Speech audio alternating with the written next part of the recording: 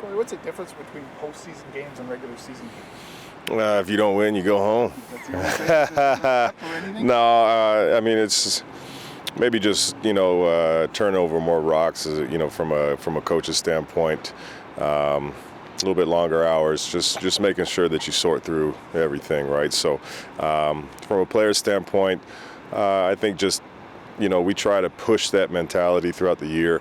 But naturally, guys are going to spend a little bit extra time doing some of the extra, even the small detail stuff. So, I think just knowing the circumstance of what happens if you don't get the job done, I think it just pushes people to do a little bit extra. That, or is that just inherent? I mean, it's inevitable. We all know what it means, and we just still focus on 1-0. So we just look at the one part.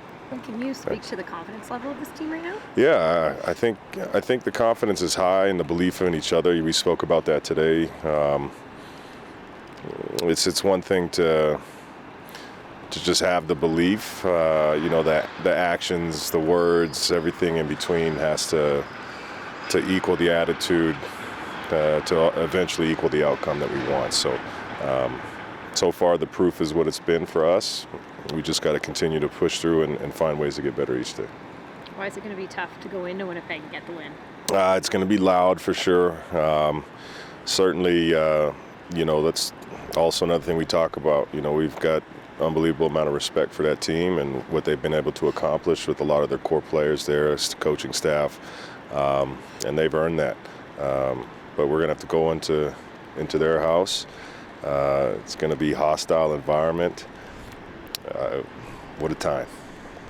Corey, any chance Trevor Reed or Miles Brown misses this game for you guys? We'll see. I think, Trevor's going to try to push through a little bit. Miles was out there working today, so I don't see anything there. But, we'll keep pushing to see, what it will look like come game day. But, yeah, man, anytime guys go down any point in the game, it's tough, especially now. You want everybody to have their opportunity. But, we'll see how it ends up. When you go into a place like Winnipeg with that atmosphere, is it just keep things steady or kind of embrace the chaos a little bit? No, you got to embrace it. What else do you want, man? Like, as a kid, you dream of being in games like this. And like I said, they do a good job as a fan base as well. You can't ask for much more, from a player standpoint. That's going to be an awesome game. With all the injuries along the offensive line at some point in the season, we didn't know who was going to start in certain games, but to have the sort of luxury to have Peter Godber waiting in the wings, obviously he had to play a lot last week, but to have that luxury of getting a guy like that healthy at the right time, how nice is that? No, incredible. I mean, we spoke about that earlier in the week. Last week, we were sitting in a good position when Peter was the sixth. What might have been an Achilles heel for us turned out to work in our favor, and we knew that.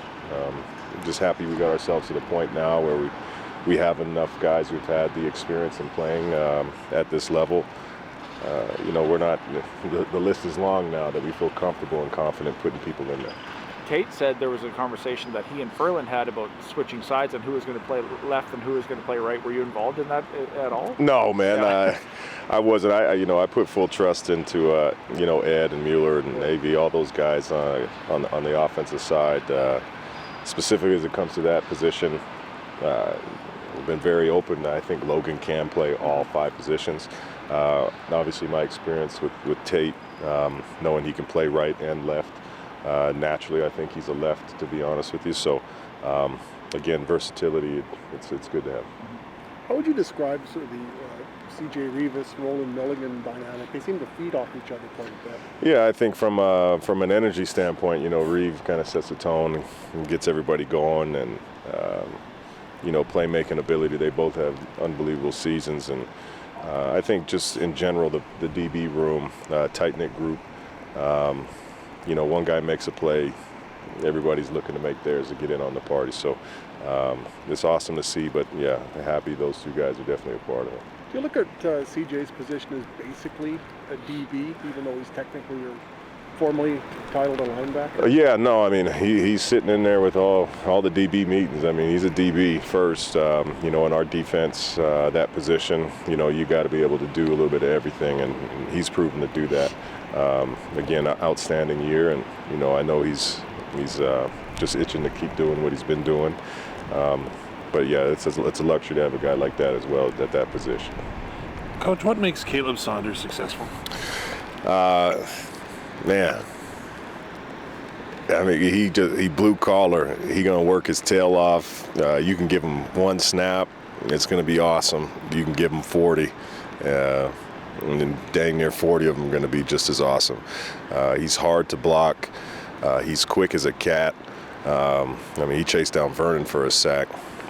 Ain't too many people doing that, specifically from the D tackle position. He's strong as ever.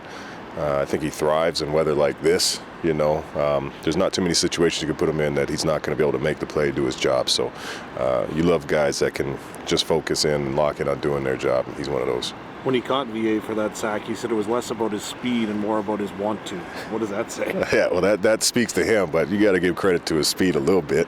Yeah, he was moving, he was digging. But that's Caleb, man. It's just his will. It's his mindset, and that's something we're trying to get in the whole building. Cool. Thanks, Corey. Thanks, guys. Winter is here.